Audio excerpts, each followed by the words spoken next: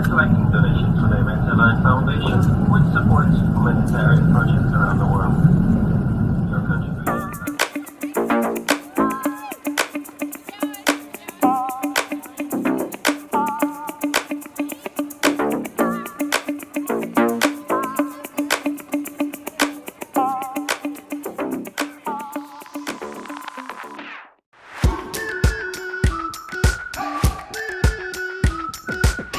We've been waiting for so long. We've been waiting for this time to begin. We ain't getting any older. I kinda feel a little younger.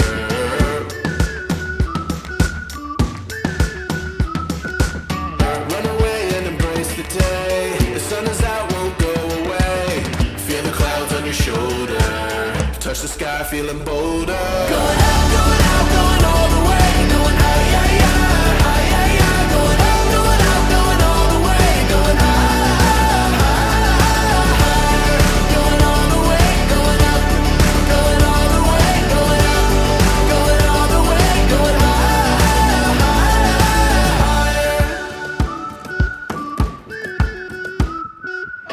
Break the mold, then press repeat. Get 'em up on the edge of their seats. Set your aim a little higher. We're gonna go, gonna go, gonna go there.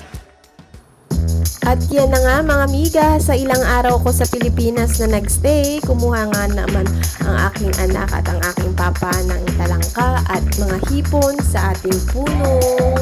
So enjoy, enjoy! At ito naman yung time na nililinis namin ang aming bakuran. Tinatambakan namin ng mga buhangin at mga bato-bato kasi itong uwi ko na to is hindi lang naman bakasyon kundi 1-year death anniversary ng aking ina. So piniprepare na namin yung lugar na pagdadausan kasi alam niyo na sa probinsya pag may mga ganyan is naghahanda, kainan. So tinutulungan ako ng dalawa kong anak para maging maganda yung aming bakuran at maging flat. So tinatambak lang namin yan sa harap ng bahay namin. So ayan nga, 'di ba? Umuwi tayo ng Pilipinas, dapat magpahinga pero gawaing bahay pa rin ang ating ginagawa. So ganun talaga ang buhay ng isang ina.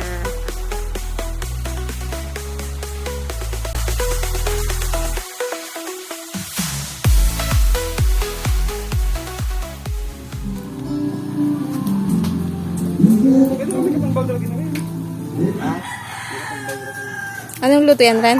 Adobo. Adobo? Tayo ng chicken ah. Chicken.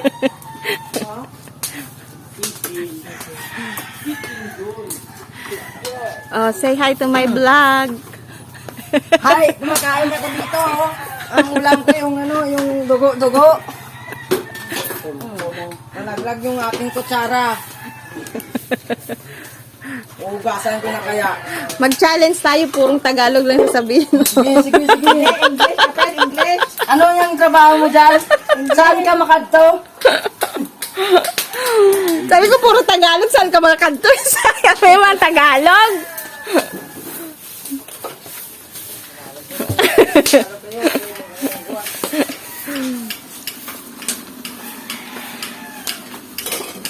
Tara, may pang-vlog tayo.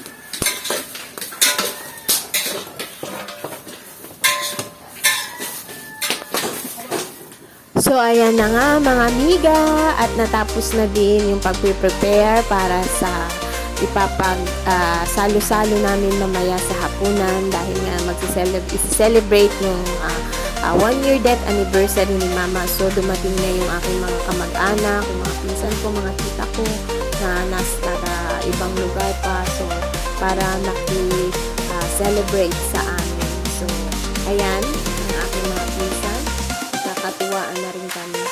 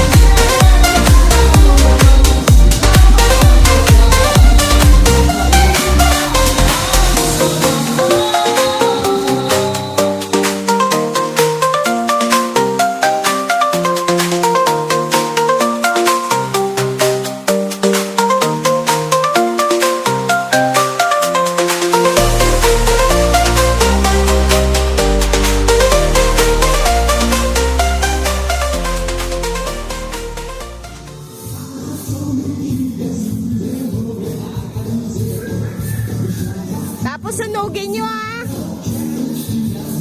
Ayan na nga mga amiga at inutusan ko ang aking anak na maglinis ng aming bakuran para matuto silang maglinis at sinabihan ko na din sila na huwag nilang pababayaan ang aming bahay na laging marumi. So kasi ilang araw na lang yan at tayo muli nang babalik na naman sa abroad para magtrabaho.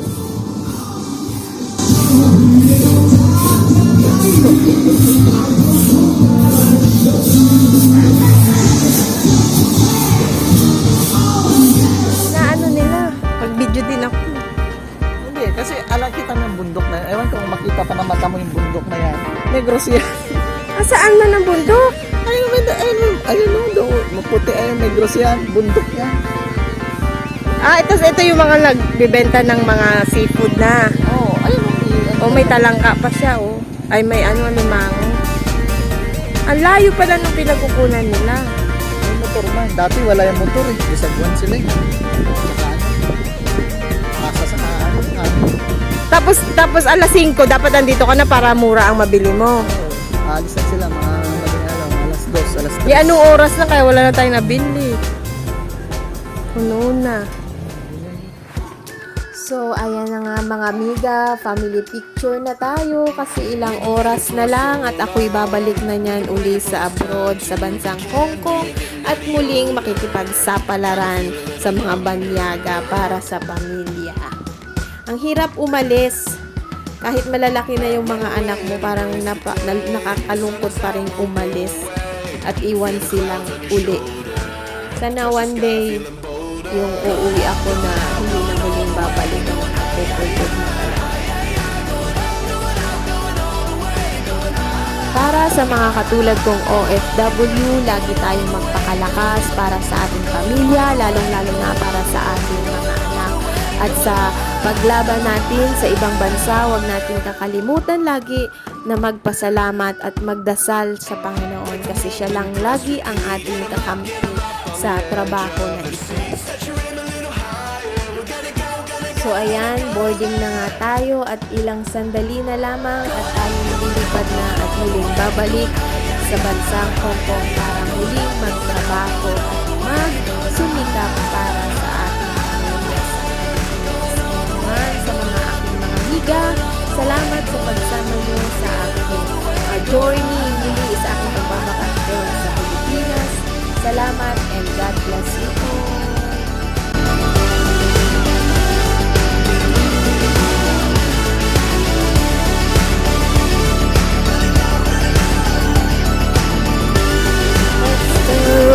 Andito na uli sa Hong Kong. Back to reality. Work again. See you next year, Philippines. Dito na tayo sa Hong Kong. Madaling araw.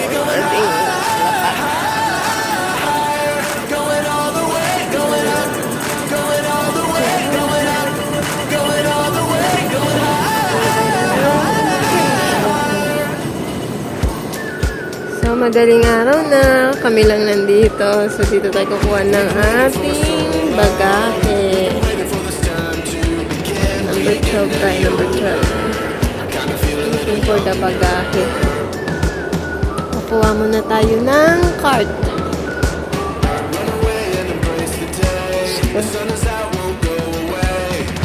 Oh, lag.